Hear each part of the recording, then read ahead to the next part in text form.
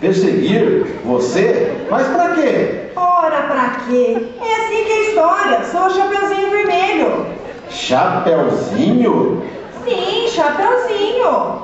Nossa, mas que orelhas grandes você tem! É pra te ouvir melhor. E que olhos grandes também! São pra te ver melhor. E que boca grande! É pra me devolver a minha capa. Você falou comigo? Não, imagine. Falei com a Cuca ali do lado. Ah, bom. Mas que coisa, Cuca! Devolve, por favor, minha capa agora. Sua capa? Essa é minha capa. Eu sou o Chapeuzinho. Claro que não.